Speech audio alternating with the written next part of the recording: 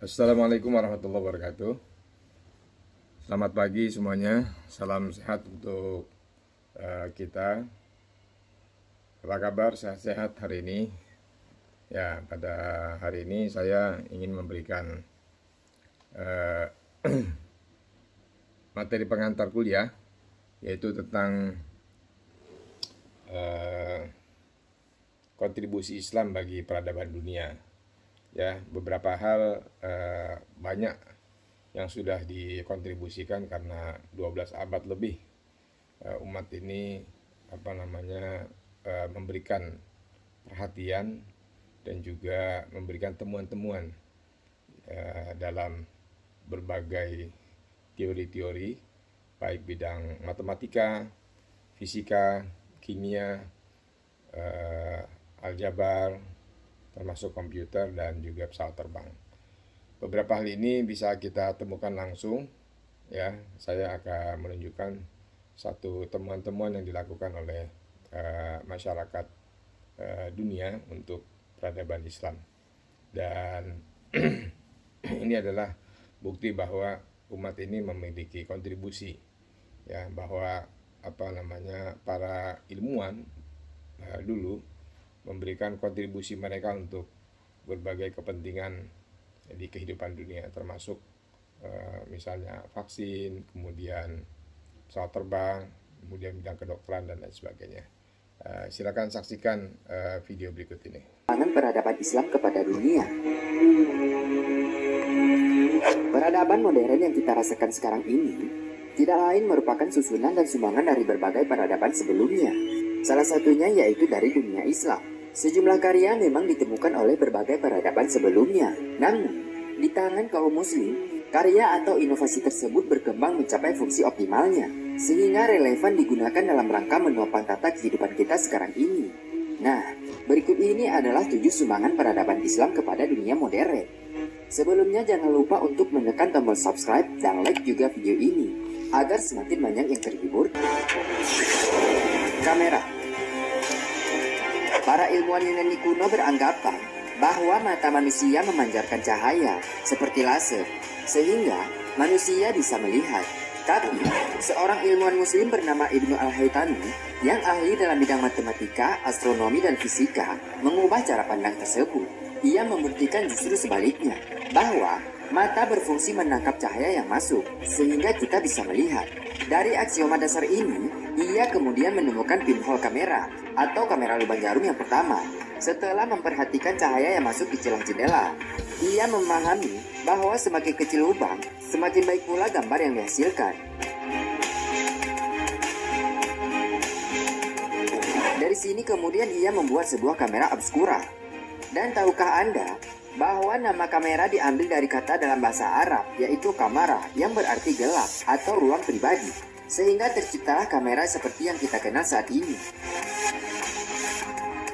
Ibnu Al-Haythami juga yang dianggap sebagai orang pertama yang mengubah fisika dari aktivitas filosofis menjadi sesuatu yang bersifat eksperimental.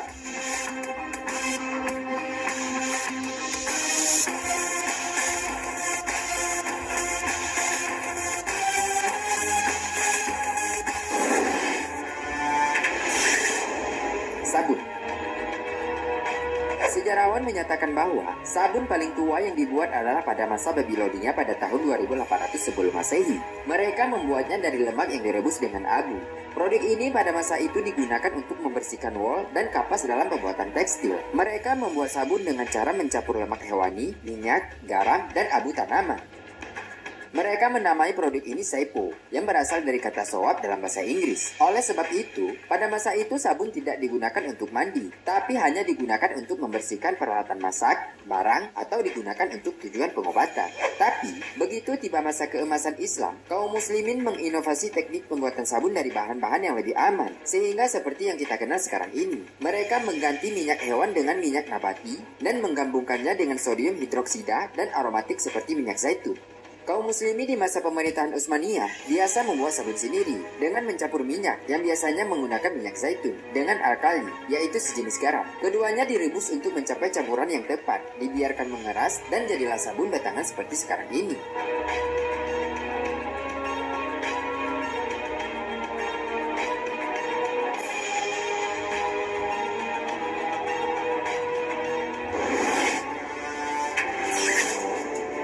instrumen bedah dan kitab induk kedokteran.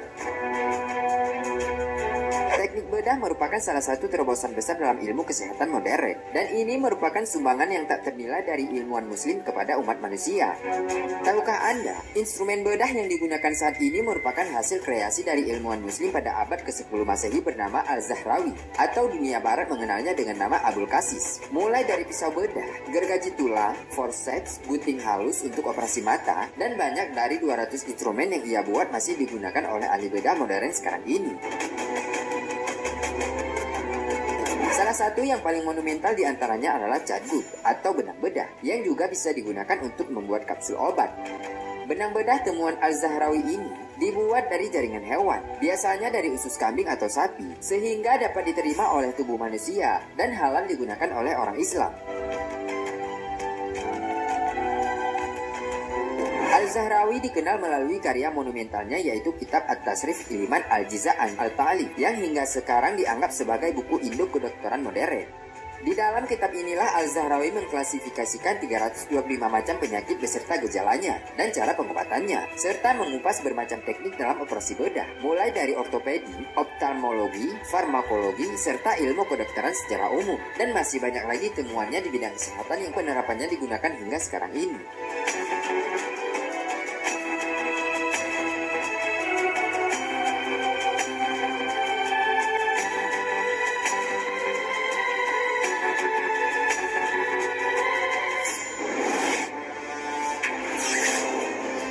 Fontaine pen. Khalifah Ma'an al-Mu'izz dari Mesir merupakan orang yang pertama kali terpikirkan untuk membuat sebuah alat tulis yang tidak mengotori dan merepotkan saat menulis. Pada tahun 953 Masehi, ia memerintahkan kepada anak buahnya untuk membuat sebuah inovasi alat tulis yang lebih memudahkan dan praktis. Alat ini sekarang kita kenal dengan sebuah fountain pen, atau di Indonesia lebih dikenal dengan pulpen tinta, untuk membedakannya dengan bolpen yang banyak digunakan. Secara prinsip, cara kerja fountain pen dengan bolpen sama saja. Tinta yang tersimpan dalam wadah akan mengalir ke ujung pena dengan menggunakan kombinasi gaya gravitasi dan kapiler. Yang membedakan fountain pen saat ini dengan bolpen adalah fungsinya. Berbeda dengan fountain pen yang digunakan secara terbatas untuk kegiatan kaligrafi, menggambar, dan menandatangani dokumen. Sedangkan bolpen lebih berfungsi secara luas untuk membantu kegiatan tulis-menulis, di samping karena harganya lebih murah. Setelah datangnya era pulpen, fountain pen lebih umum dianggap sebagai simbol status dan prestasi.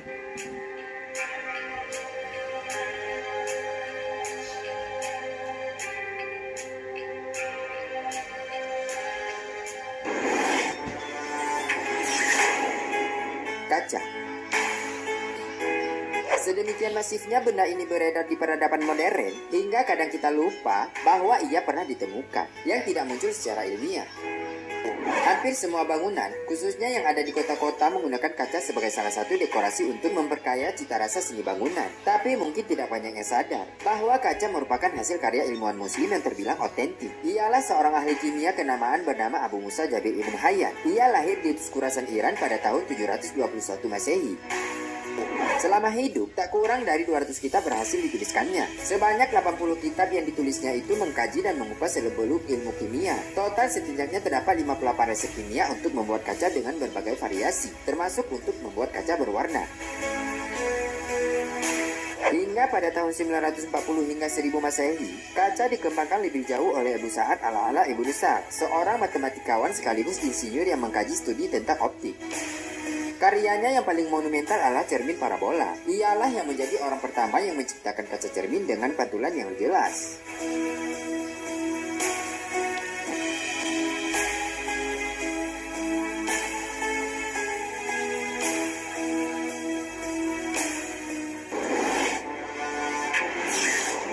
Cek.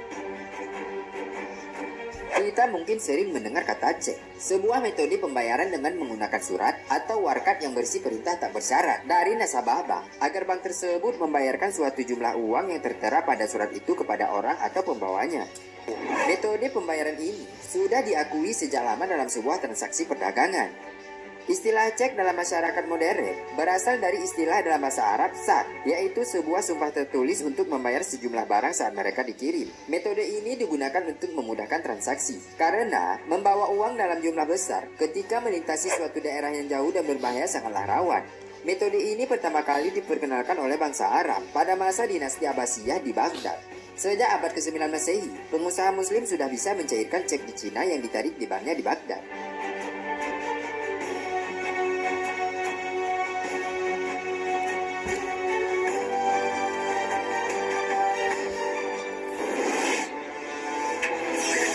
Marching band.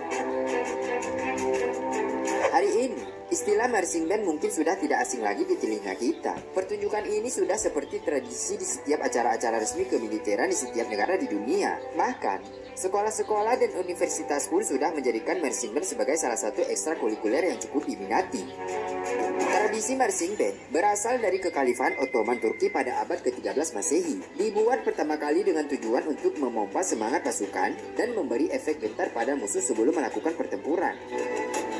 Konon, marching band yang dimiliki oleh Ottoman pada masa itu dapat terdengar hingga jarak bermil-mil. Mereka menggunakan drum dengan ukuran besar dan simbal yang menghasilkan suara gaduh namun berirama.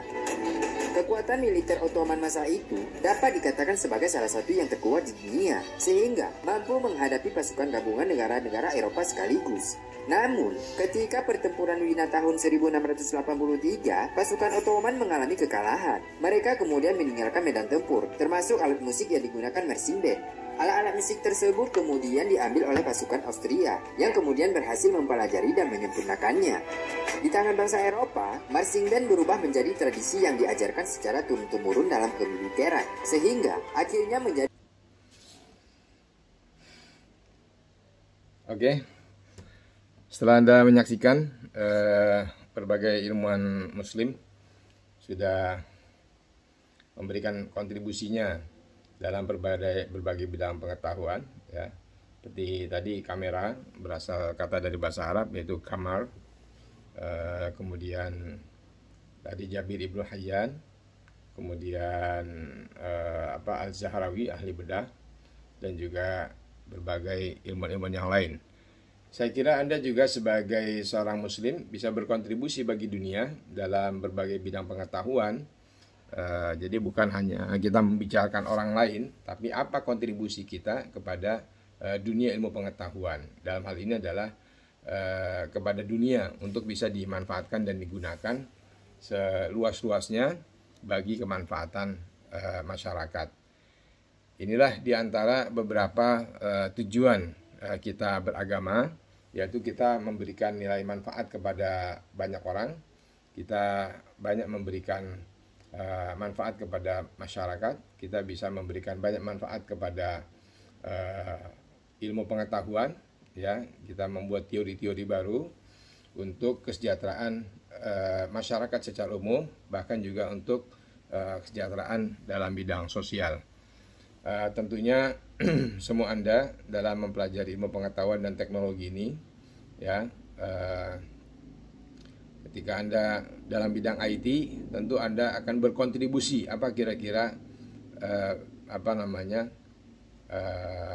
pengetahuan yang bisa Anda sumbangsihkan setelah Anda mahir, setelah Anda berpengetahuan, setelah Anda berilmu, setelah Anda punya teori-teori baru dalam iptek dan teknologi, maka sumbangsihkan itu kepada masyarakat dunia untuk kemudian kita menjadi salah satu di antara kontributor bagi dunia, bukan hanya Islam, tentunya adalah masyarakat dunia secara umum yang mungkin sekarang tengah krisis dalam bidang kesehatan, ya, dengan krisis pandemik ini banyak orang berupaya untuk menemukan, ya, apa yang terbaik supaya orang tidak tertular misalnya, ya. Sekarang dengan himbauan-himbauan, teorinya adalah vaksin, kemudian teorinya adalah menggunakan masker dengan teknologi anti karbon misalnya, anti asap dan lain sebagainya. Itu tentu sangat bermanfaat bagi dunia pengetahuan, dan saya yakin semua kita sebetulnya punya cara-cara tersendiri untuk bisa dikontribusikan pengetahuan, wawasan, dan juga ilmu kita. Apalagi Anda semuanya ini adalah para mahasiswa bidang IT, ya, harapannya dulu sebagaimana salah seorang dari mahasiswa kita pada saat di USA menemukan jaringan 5G, bukan lagi 4G tapi jaringan 5G. Inilah yang kemudian menjadi salah satu temuan baru dalam bidang sinyal atau telekomunikasi, bahwa manusia ya bisa lebih cepat untuk berkomunikasi seperti ini sekarang menggunakan video, dan pada saat yang bersamaan dengan video call langsung ya sinyal-sinyal itu bisa didapatkan, dan juga Anda bisa melakukan komunikasi secara direct, secara langsung. Itulah sebabnya kita bisa melakukan pertemuan secara daring atau secara luring, secara offline maupun online dengan teknologi 5G yang sekarang sudah dikembangkan di Indonesia dan dunia. Itu diantara beberapa yang bisa dikontribusikan. Ya, Anda sudah melihat berbagai kontribusi masyarakat Muslim, ya, para ilmuwan-ilmuwan untuk mengontribusikan diri mereka, memberikan sumbangsi pengetahuan kepada dunia dalam berbagai bentuk. Saya kira ini sebagai video pengantar, ya. Jangan lupa menjaga protokol kesehatan dan jadikan Anda selalu sehat lahir dan batin. Saya akhiri sebagai pengantar dari video saya ini, dan saya ucapkan selamat pagi, salam sejahtera seluruhnya. Assalamualaikum warahmatullahi wabarakatuh.